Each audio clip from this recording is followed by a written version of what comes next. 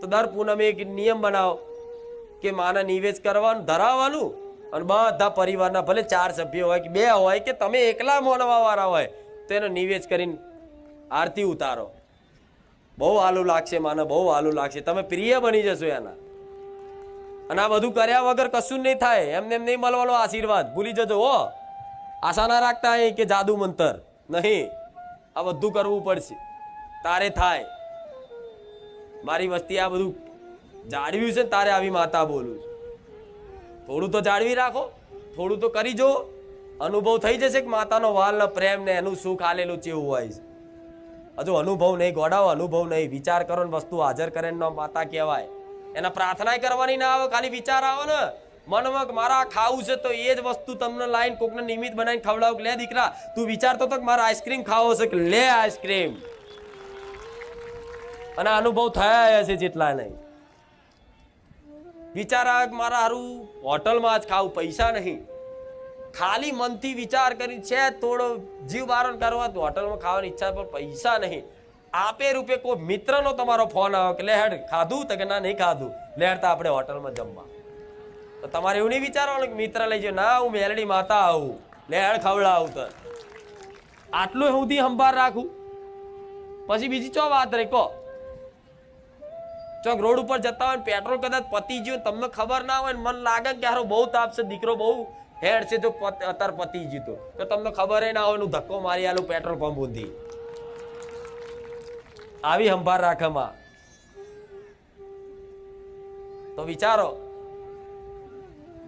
આવો પ્રેમ કરતી થઈ જાય તો તમે ભૂલો. તમને એવું લાગે કે દુનિયા લૂંટાઈ જતી લૂંટાઈ જવા દે, દુનિયા છોડી દેતી છોડી દેવા દે. કાકા કુટુંબ નહીં હોય, મોમા મોહાર નહીં હોય, મારો પરિવારે કદાચ મને સાથ નહીં આલે, પણ મારી માં જ મારી જોડે છે. અને એ છે તો પરિવારે છે, કુટુંબ છે, સમાજ છે, દુનિયા છે. આજે માતા છું તારે મારી વસ્તીનું આજે દુનિયા થાય છે ને. હું માતા ના હોત તો આજ મારી વસ્તી રખડતી હોત રોડ ઉપર, એમનો કોઈ ચાનોય ભાવ ના પૂછે. આજે આવો આવો ને આવકારા મળે તો કોના મળે છે? મારા મેલડીના નામ ના મળે છે ને. એવી રીતે તમારી માં જો તમારી જોડે પક્ષમાં રહી જાય ને તો ભલે મનથી એવું રાખવાનો કે આ એકઈ મારા નહીં, મારી માં જ મારી છે.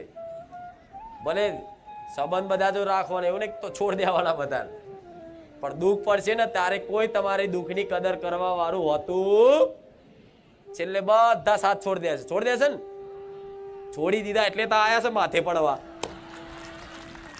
કે માં જગત ફર્યા આવતો માં તારો આધાર, માં અમે નોધારા બની ગયા છે, માં અમારું કોઈ નહીં. એટલે કોઈ નહીં તો એટલે તો આયા છો. જો હમણાં બધા હોત તો ના આવત. એટલે માતા જેને લાવવાની હોય ને એને સમીપ લાવવાની કોશિશ કરતી હોય ને જે માતા, એના શું કરે, પેલા એવા દુઃખ પડે એવા દુઃખ પડે એવા દુઃખ પડે ને કે ધીરે ધીરે દુઃખમાં બધા સાથ છોડ દે. એ માણસ એકલો પડી જાય ને એને અનુભવ એવો થવા લાગે કે હું એકલો થઈ ગયો, કે મારું કોઈ વાત સમજવા તૈયાર, મારી કોઈ વાત સાંભળવા તૈયાર, આ મારી વેદના હું મારું આ દુઃખ કોને કહું? કોકને કહું તો મારો મજાક ઉડાડે, કોકને કહું તો એ દુઃખની કોઈ કદર નહીં કરતું, કહું તો કોને કહું?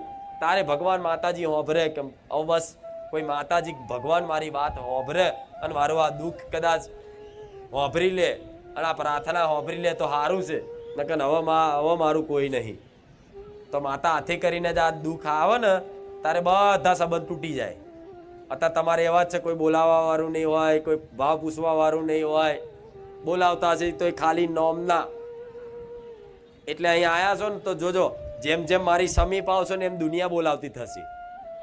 થાય છે ને, અનુભવ હશે જ બધાનો. જેમ જેમ મારા સમીપ આવતા જશો ભાવથી ભક્તિથી, જેમ જેમ મારા રંગમાં ભક્તિના રંગમાં રંગાતા જશો ને એમ દુનિયા રોમ રોમ કહેતી થશે, દુનિયા આવકાર આલતી થશે, દુનિયા મોન આલતી થશે, દુનિયા કંઈક પૂછતી થશે. જે વ્યક્તિ નતા બોલાવતા એ બોલાવતા થઈ જતા હશે. આ કૃપા છે. પણ એ વાલ કોણ કરે? હું કરું છું. આ તમે મારા દીકરાને કેટલા વાલ કરો ને, એ એમ કે મારે આ ખાવું છે તો કાલ ઢગલો થઈ જાય. થઈ જાય ને, વિચારે કે આ લાવું છે, ખાલી બોલી દે ને તો ઢગલો થઈ જાય ને. તમે જેટલો વાલ કરો છો ને તો એ તમને પ્રિય લાગે છે ને, તો કેમ લાગે? હું મેરડી છું એટલે, અને મારા દીકરાને વાલ અપાવું છું, જે માન સન્માન લાવું છું, જે બી એને સુખ અપાવું છું, એ તમને નિમિત્ત રાખીને મારા દીકરા રાજી રાખવા હું જ હલાવું છું. સમજ્યા? એટલે માં દરેક વસ્તુનું ધ્યાન રાખશે. એટલે બસ દરેક રોજના પ્રવચનમાં મારી વાત નવી નવી હોય છે. અને કંઈક એવું છે કે માં હજુ એમને અમારી કુળદેવીની ખબર, તો ધીરજ રાખજો. તમે કુળદેવી નથી જાણતા, પણ તમારી કુળદેવી તમને જાણે છે કે આ મારી વસ્તી છે. ભલે એનું નામ નથી ખબર કે મહાકાળી કે આશાપુરા કે બહુચર કે ચામુંડ કે હરસિદ્ધિ કે હિંગળાજ કે શક્તિ કે ખોડિયાર, તમને ખબર નથી કે મારી કુળદેવી કયા સ્વરૂપની દેવી છે, એનું નામ શું છે, તો નામથી કોઈ મતલબ રાખવાની જરૂર નથી. અત્યારે તમે નથી જાણતા તો કુળદેવી તરીકે આંધળો દીવો કરો. જે મારી કુળદેવી હોય આદ્ય શક્તિ મોનીન કરો. માં તારું અસલ, તારું નામ, તારું સ્વરૂપ કહેજે તો તારા સ્વરૂપથી તારા નામથી તારી ઉપાસના કરીશું. પણ માં અત્યારે તો હું તને જાણતો નહીં એટલે માં કરીને પોકારું છું. અને ક્યારેય તમે પોતાની માને નામથી બોલાવો છો? ક્યારેય તમે તમારી મમ્મીને નામથી કોઈ એની મમ્મીને બોલાવી? એની માને ક્યારેય કોઈ દીકરા એના નામથી બોલાવી? એ મમ્મી જ કહે છે. તો તમે એને મમ્મી કહો, મને માતાને મમ્મી કહો. મારા નામની શું મતલબ છે? હા, શું ખોટું? ભલે ને ભાઈ એ ચામુંડા હોય કે બહુચર હોય કે હરસિદ્ધિ હોય, બધી એક જ છે ને. ભલે નહીં જોડતા તો બહુ વિચલિત નહીં થવું, બહુ દુઃખી નહીં થવું. મને મારી કુળદેવીને ખબર, દીવો ચાલુ છે ને કુળદેવીનો, અને નીતિ નિયમ પાલન કરીને એના જે તે એની તકેદારી અને સંભાળ રાખો છો ટાઈમસર, તો બસ એ કુળદેવી તો ભાવ સ્વીકાર. એ સમયની રાહ જોતી કે મારો દીકરો જેટલી તડપ છે મારા પ્રત્યેની, મને જાણવા પ્રત્યેની, મારા પ્રત્યેનો જેટલો એનો હરખ ને પ્રેમ છે એ ચેક કરી લે છે ને, એટલે સાક્ષાત એના સ્વરૂપે તમને દર્શન આલ છે કે હું તારી ચામુંડા, તારી અંબે, તારી ખોડિયા, તારી બહુચર છું. જેટલો હરખ થાય તમને. એટલે આવી કઈક પેઢી એવી છે કે જેને કુળદેવી નથી ખબર, તો અત્યારે જેને માનતા હોય એને કુળદેવી કરી મોનો. કા પછી તમારે જાણવું હોય તો તમને એવું લાગતું કે આ મારી કુળદેવી ની આના પહેલા કોઈ હશે તો એનો દીવો અલગથી કરો કે મારી કુળદેવી માતાજી. તો જો કદાચ મહાકાળી માતા હશે ને કદાચ કુળદેવી તમને લાગતું હોય કે મહાકાળી મારી નહીં, એના પહેલાય કોઈ કુળદેવી હોવી જોઈએ, તો કુળદેવીને કરો. અને કદાચ મહાકાળી જ હોય તો હું સપનામાં કહી દે તારી જ મહાકાળી છે. પણ તમારા મનમાં જે સંદેશ છે, શંકા છે, બધી કાઢી નાખી. બરોબર? કેટલા લોકો કુળદેવીનો નિયમ ટાઈમસર દીવાબત્તી કરે છે? બધા બહુ ભલે સારું સાટું તો સુધર્યા નહીં તો ક્યાં માતા તો દીવાબત્તી 12 મહિને એકવાર કરો ચાલે કે એ તો ખાલી પગે લાગી લો એટલે આવી જાય, રોમ રોમ કરી લો એટલે આવી જાય. તો રોમ રોમ શું લ્યા કરવા? તો પછી એવી આળસ આવતી. પરાણે દીવો કરવાનો, મન ના લાગે તો પરાણે કરવાનો. એ અવસ્થા બદલાય તારે દીવાબત્તીની જરૂર નહીં પડતી.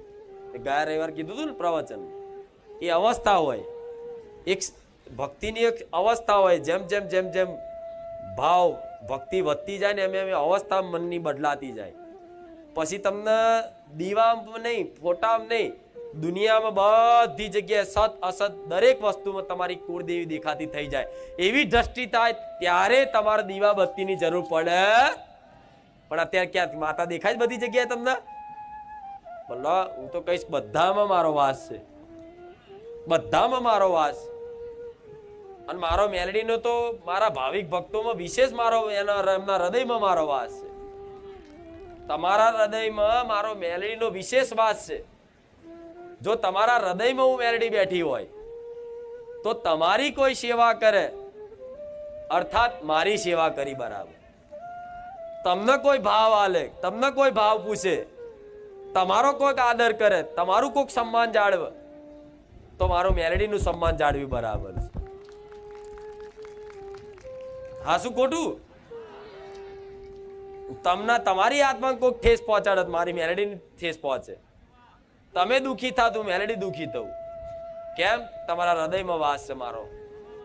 એટલે બસ વધારતો હું તો નોન સ્ટોપ માતા છું